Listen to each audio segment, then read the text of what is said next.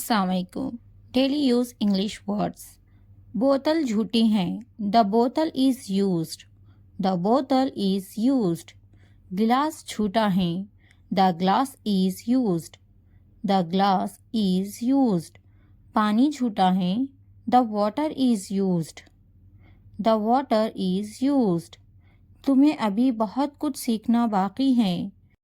You still have a lot to learn. You still have a lot to learn.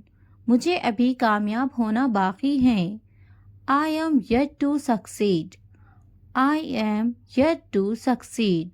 घर का बहुत सा काम बाकी है। There is a lot of housework left to do.